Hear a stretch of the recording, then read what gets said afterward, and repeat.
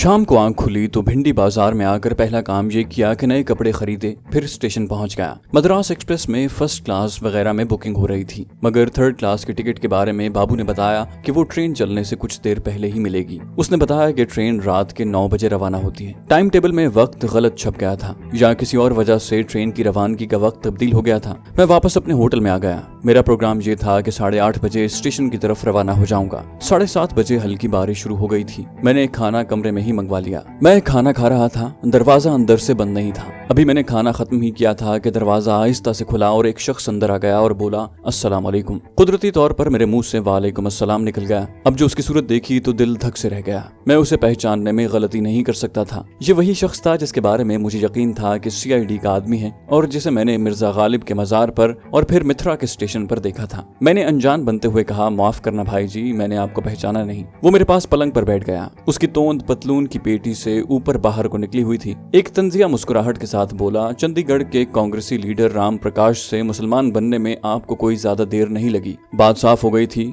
वो दिल्ली से मेरा पीछा कर रहा था। कोई लगी लिपटी रखे बगैर उसने अपना ID कार्ड निकाल कर मुझे दिखाते हुए कहा, मेरा नाम केवल कृष्ण है। मैं दिल्ली CID का इंस्पेक्टर हूँ और आपको अपने साथ ले जाने आया हूँ। भागने की कोशिश फजूल होगी क्योंकि बाहर पुलिस मौजूद है। मेरे पास वक्त इतना नहीं था कि मैं नक्श को आजमाता। उसने मुझे बाजू से पकड़कर जैसे ही उठाने की कोशिश की, मैंने मुस्कुराते हुए कहा, महाशय जी, अब जबकि बात खत्म हो गई है, मैं आपके कब्जे में हूँ। मुझे इतनी इजाजत तो दें कि तंबाकू के 2 कश ही लगा लूं। ये कहते हुए मैं दूसरे हाथ से जहरीला सिगार जेब से निकाल चुका था। उस बदबख्त ने कमाल कर दिखाया। झपट कर सिगार मेरे हाथ से छीन लिया। मैं उसकी तरफ देखता ही रह गया। वो सिगार की तरफ देखता हुआ बोला, ये तुम बुझा हुआ सिगार क्यों पीते हो? जहरीला सिगार मैं कई बार बुझा चुका था। मैंने कहा, बुझे हुए सिगार में ज्यादा नशा होता है। उस गधे ने देखते देखते सिगार फर्श पर फेंक कर उसे पांव से मसल दिया और अफसोस कि मैं अपने इंतहाई कीमती सिगार को न बचा सका। ये काम पलक झपकते में हो गया था और जो कुछ मैंने किया वो भी पलक झपकते में हो गया था। उसके जबड़े के लिए मेरी एक ही फ्लाइंग किक मोहलक साबित हुई। वो पलट कर गिरा।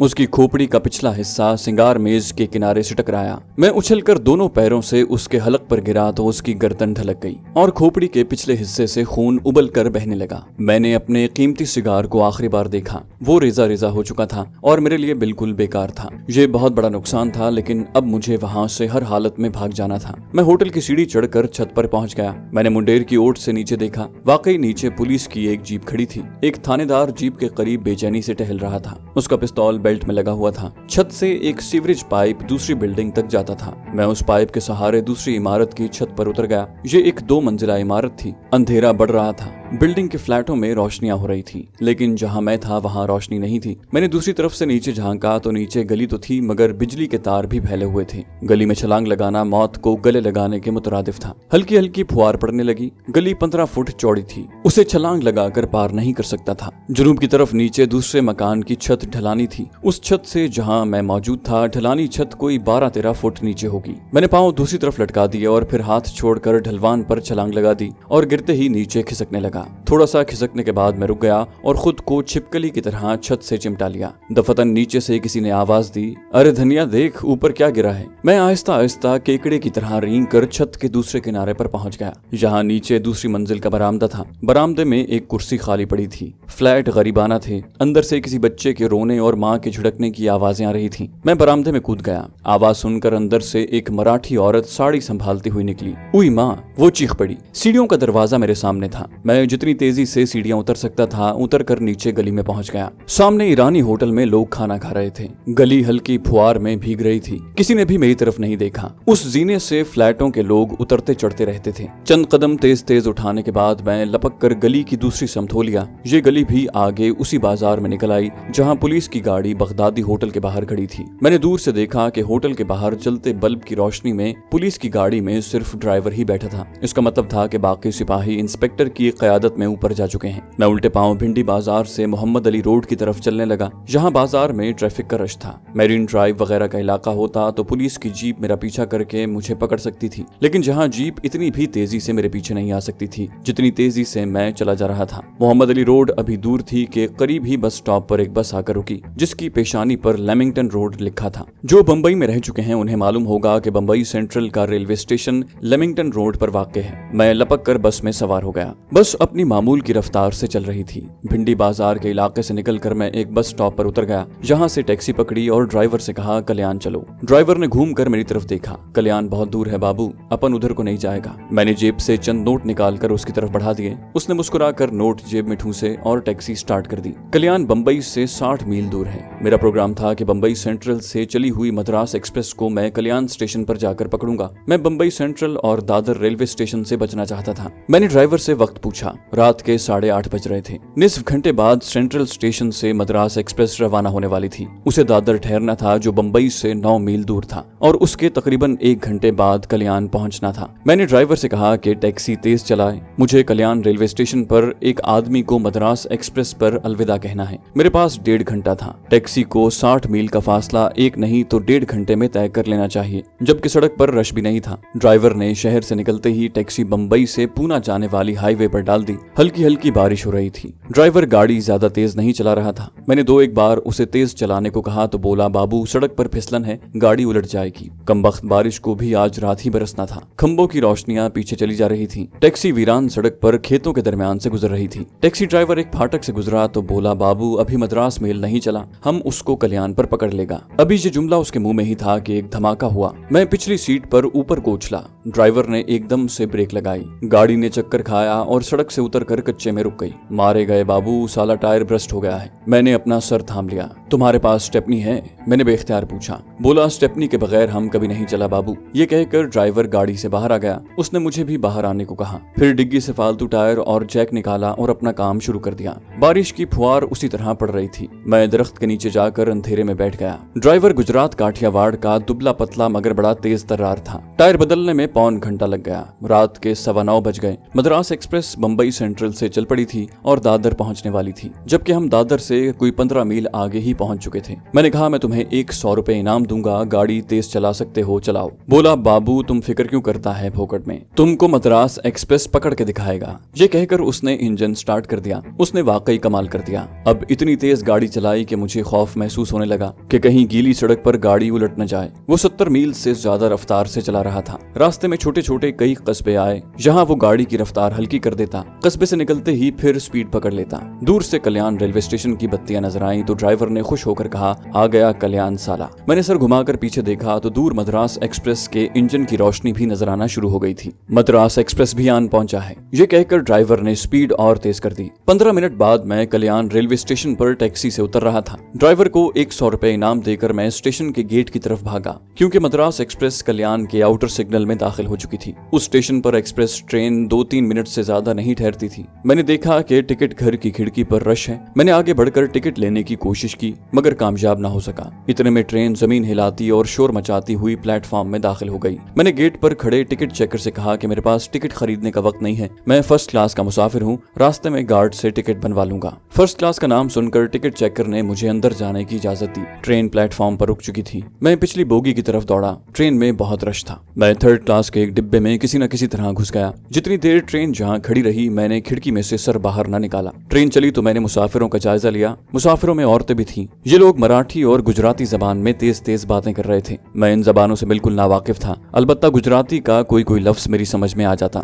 मद्रास एक्सप्रेस कल्याण से निकलते ही बर्क रफ्तार बन गई। अगला बड़ा शहर पूना था, जो कल्याण से तकरीबन 138 किलोमीटर के फासले पर था। पूना से पहले लूनावाला के स्टेशन पर गाड़ी थोड़ी देर के लिए रुकी, फिर पूना पर रुकी तो मैंने अपने आप को हुजूम में छुपा लिया। ये बहुत बड़ा जंक्शन था, जहाँ मद्रास एक्सप्रेस ने कोई 15 मिनट लगाए। गाड़ी जहाँ से चली तो मैंने किसी हद तक सुख का सांस लिया। अब बड़ा शहर शुआरपुर था, जो बहुत दूर था। शुआरपुर भी खैरियत से गुजर गया। अब ट्रेन आंध्र प्रदेश से गुजर रही थी। गुलबर्गा सुबह के वक्त आया। मुझे किसी जगह भी पुलिस की नकलो हरकत नजर न आई। मैं खतरे की पहली लाइन से निकल चुका था। राजचौर पहुंचकर मैंने खाना खाया। ये चावल की रोटी थी, जिसे यहाँ के लोग चिल्ला कहते हैं। अब चाय की बजाय रेलवे स्टेशनों पर कॉफी ज्यादा मिलने लगी थी। सारा दिन ट्रेन का सफर जारी रहा। कई शहर आए और गुजर गए। फिर शाम हो गई। रात के 9 बजे बजे कहीं ट्रेन मद्रास सेंट्रल के अजीम शान रेलवे स्टेशन में दाखिल हुई। अब मैं अपने आप को काफी महफूज समझ रहा था। यहाँ दो सूबों के माबैन राब्ते की जबान अंग्रेजी है। अंग्रेजी का मयार यहाँ से बहुत बुलंद है।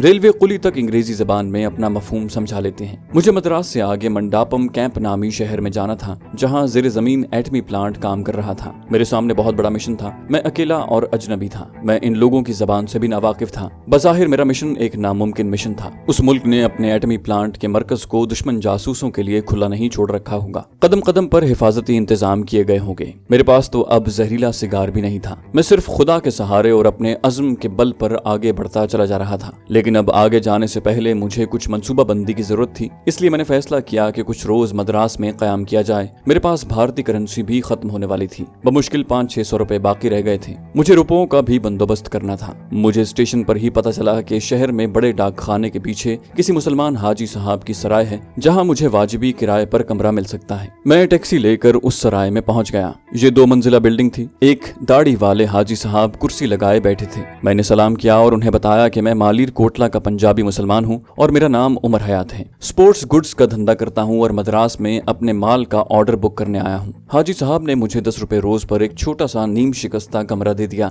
जहाँ कोई पलंग नहीं था। मैंने जमीन पर ही बिस्तर लगा लिया। तिरुचिरापल्ली, जो कभी मेरा हेडक्वार्टर रह चुका था, यहाँ से बहुत दूर था, इसलिए मैं इत्मीनान से यहाँ टिक गया। मेरा इरादा हफ्ते भर से ज्यादा ठहरने का नहीं था। इस दौरान में मुझे बाकायदा कोई मंसूबा बनाकर अपने मिशन पर रवाना होना था। काफी सोचो विचार के बाद मैं इस नतीजे पर पहुंचा कि मुझे अल्लाह का नाम लेकर अपने टारगेट की तरफ रवाना हो जाना चाहिए। टारगेट पर पहुंचकर सूरत हाल का जायजा लिया जाए और उसकी रोशनी में कोई फैसला किया जाए। मेरे पास थोड़ी सी रकम रह गई थी। सबसे पहले मुझे पैसों की जरूरत थी। मैंने मद्रास की अजनास मंडी में एक मुसलमान मोपले की आड़त की दुकान पर नौकरी कर ली। 2 माह यहाँ नौकरी करने के बाद मैंने इतने पैसे जमा कर लिए कि मंडापम कैंप तक सफर कर सकता था और वहाँ कुछ रोज तक अपना खर्च भी चला सकता था। चुनाचे एक रोज मैं किसी को बताए बगैर मद्रास के दूसरे बड़े स्टेशन से कन्याकुमारी एक्सप्रेस में सवार होकर अपनी मंजिल की तरफ रवाना हो गया। ये भी एक तवील सफर था। मुझे भारत की निचली तिकोन तक पहुंचना था। रास्ते में मेरे लिए खतरनाक जोन तिरुचिरापल्ली का स्टेशन भी आता था। ये स्टेशन कहीं आधी रात को जाकर आया। मैं डिब्बे में ही छुप कर बैठा रहा। तिरुचिरापल्ली के बाद रामेश्वर और मदुराई जैसे बड़े शहर भी गुजर गए। दूसरे दिन ट्रेन कोडे कैनाल रोड के स्टेशन पर रुकी।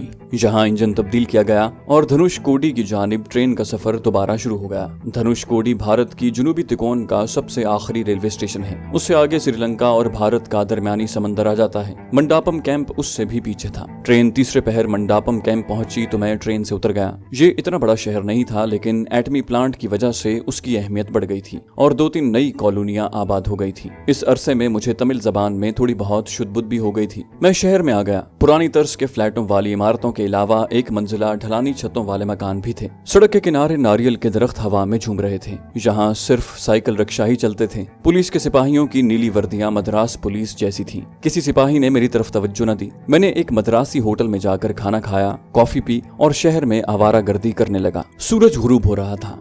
सुनहरी रोशनी हर तरफ फैली हुई थी। तमिल औरतें स्याह सुर्ख साड़ियों में मलबूस चली जा रही थीं। अचानक एक बाजार से गुजरते हुए मेरी निगाह एक सफेद माइक्रो वैगन पर पड़ी। उस पर नीले अंग्रेजी हुरूफ में मंडापम एटॉमिक लिखा था। मैं ठिठक कर रह गया। ये वैगन एक स्टोर नुमा दुकान के सामने खड़ी थी, जिसकी पेशानी पर अंग्रेजी में जिगरगा लॉन्ड्री सर्विस गवर्नमेंट कॉन्ट्रैक्टर तहरीर था। सफेद वैगन से मैली चादरें वगैरह के गट्ठड़ बाहर निकाले जा रहे थे। जब वैगन चली तो मैं दुकान में दाखिल हो गया। दुकान का अचकन पोश उधेड़ उम्र का मालिक काउंटर पर बैठा सिगार पी रहा था। एक मुलाजिम काउंटर पर खड़ा रजिस्टर में इंदराज कर रहा था। मालिक के सांवले माथे पर मेहराब का निशान था। दुकान में मक्के और मदीना शरीफ के कते भी लगे थे। मैंने लॉन्ड्री के मालिक के पास जाकर बड़े अदब से झुककर सलाम किया और कहा, हुजूर मैं मुसलमान हूँ, मेरा नाम उमर हयात है, आपकी इमदाद का तलबगार हूँ। लॉन्ड्री के मालिक ने मेरी तरफ गौर से देखा और कहा, तुम कौन हो? शक्ल से तुम मद्रास या आंध्र प्रदेश के नहीं लगते, कहाँ से आए हो? मैंने इंतहाई दर्दनाक लहजे में उसे जो कहानी सुनाई वो ये थी कि मैं भारतीय पंजाब की मुसलमान रियासत मालिर कोटला का रहने वाला हूँ। मेरे वालिदैन मर चुके हैं।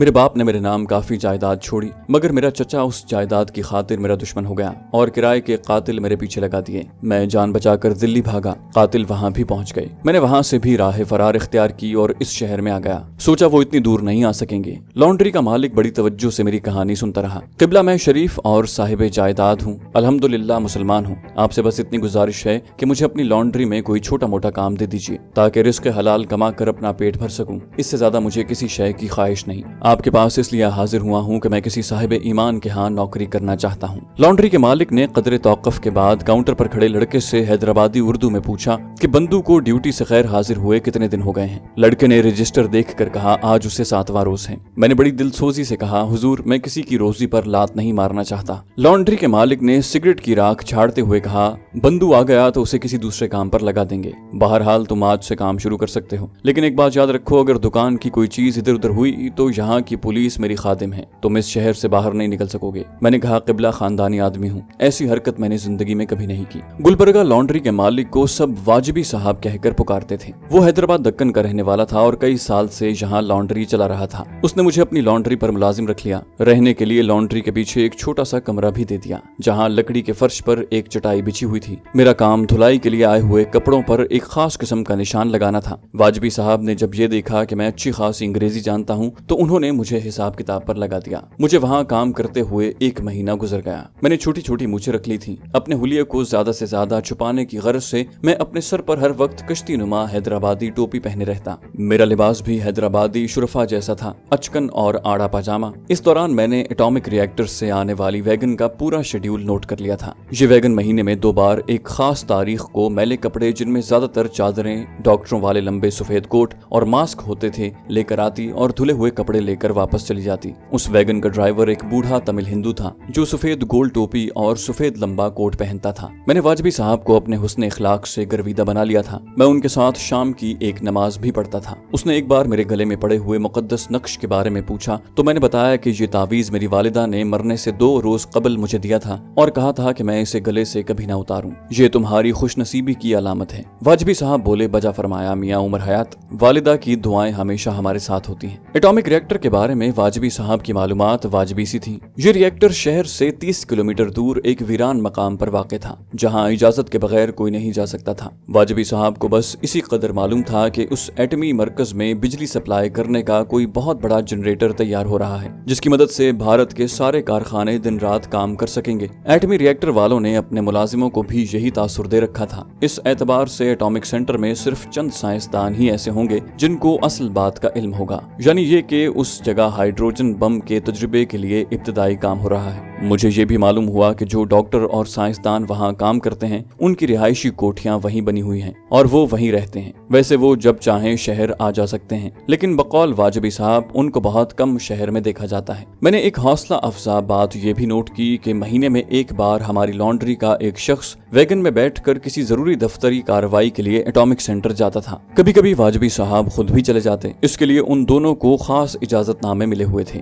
जो उन्हें वहाँ जाते हुए अपनी गर्दन में लटकाने पड़ते थे। एक बार ऐसा हुआ कि वाजबी साहब को बुखार था। उस रोज लॉन्ड्री के आदमियों को रसीदों पर दस्तखत करवाने एटॉमिक सेंटर जाना था। दूसरा आदमी इत्तेफाक से छुट्टी पर था। एटॉमिक सेंटर की गाड़ी जाने के लिए तैयार थी। मैंने वाजबी साहब से कहा कि आप क्यों तकलीफ करते हैं, मैं जाता हूँ। वो बोले मियाँ बरखुरदार, तुम मेरी जगह वहाँ नहीं जा सकते, तुम्हारे लिए एक अलग इजाजतनामा बनवाना पड़ेगा। चुनाचे अगले माह मेरा इजाजतनामा भी बनवा दिया गया। ये नीले रंग का एक ID कार्ड था जिस पर मेरी तस्वीर चिस्पा थी और एटॉमिक सेंटर के चीफ सिक्योरिटी ऑफिसर के दस्तखत और मोहर लगी थी। मेरे मिशन का पहला मरहला कामयाब हो गया। उसी महीने जब आखिरी तारीखों को एटॉमिक सेंटर की वैगन धुलाई लेने आई तो वाजबी साहब आराम कुर्सी पर बैठे सुकून से सिगरेट पी रहे थे। बोले आज तुम चले जाओ मियाँ, मगर ख्याल रहे इधर उधर झांकने या बगैर इजाजत किसी तरफ जाने की हरगिज कोशिश न करना। मैंने कहा खातिर जमा रखिए किबला, मुझे तो अपने काम से गरज है। ये कहकर मैं वैगन में बैठ गया और एटॉमिक रिएक्टर की तरफ रवाना हो गया। ID कार्ड मैंने अपने गले में लटका लिया था जो मेरी अचकन के बाहर सीने पर झूल रहा था। पहले तो वैगन नारियल के दरख्तों में घिरी हुई एक सड़क पर चलती रही। 10-15 किलोमीटर आगे निकलने के बाद रेतीला इलाका शुरू हो गया। समंदर यहाँ से ज्यादा दूर नहीं था। सड़क पुख्ता थी और रास्ते में हमें कोई गाड़ी आती जाती न मिली। दूर से मुझे एल्यूमिनियम का एक बुलबुला सा दिखाई दिया। ये एटॉमिक रिएक्टर का मखसूस गुंबद था। ये सफेद रंग की एक 2 मंजिला इमारत के ऊपर बना हुआ था। उसके अंदर बहुत से दफातर थे। एटॉमिक सेंटर की खास इमारतों के गिर्द खारदार तार की ऊंची बाड़ थी। उसके बाहर वसी इलाके में दायरे की शक्ल में कितनी ही 1 मंजिला कोठियां थीं। इस सारे के सारे कॉम्प्लेक्स को कोई 30 फुट ऊंची खारदार बाड़ की दीवार ने घेरे में ले रखा था। कॉम्प्लेक्स के बाहर फौज की चौकी थी। मेन गेट बंद था। उसके बाहर 2 गुरखा फौजी स्टेन गन्ने लिए पहरा दे रहे थे। हमारी वैगन गेट पर रुक गई। एक गुरखा सिपाही ड्राइवर के पास आया। ड्राइवर का ID कार्ड देखकर गुरखे फौजी ने ने मेरा कार्ड भी देखा, फिर मेरी शक्ल गौर से देखी और दूसरे सिपाही को इशारा करके केबिन में जाकर फोन पर नंबर मिलाया तो गेट अपने आप खुलना शुरू हो गया। वैगन कॉम्प्लेक्स में दाखिल हो गई। मैंने एक एक चीज का जायजा लेना शुरू कर दिया। इस कॉम्प्लेक्स का कोई ब्लॉक ऐसा नहीं था जिसके बाहर कोई गुरखा सिपाही स्टेन गन लिए पहरे पर न खड़ा हो। कुछ सफेद लंबे कोट वाले साइंसदानों को मैंने एक ब्लॉक से निकलकर दूसरे ब्लॉक में जाते देखा। हमारी वैगन एटॉमिक कॉम्प्लेक्स के अकाउंट्स ऑफिस के सामने जाकर रुक गई।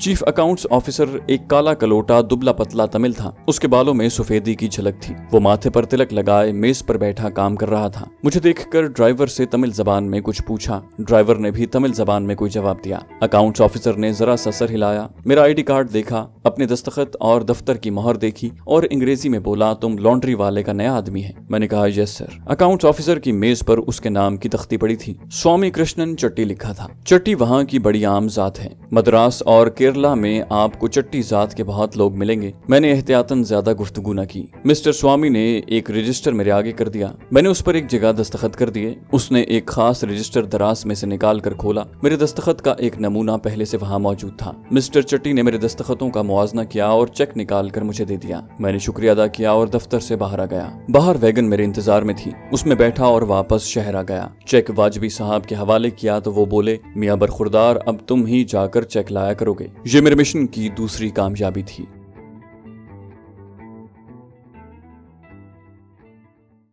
तो दोस्तों, ये थी हमारी आज की एपिसोड। उम्मीद करते हैं आपको हमारी कहानी पसंद आई होगी। जाने से पहले इस वीडियो को लाइक कीजिए और शेयर करना मत भूलिए।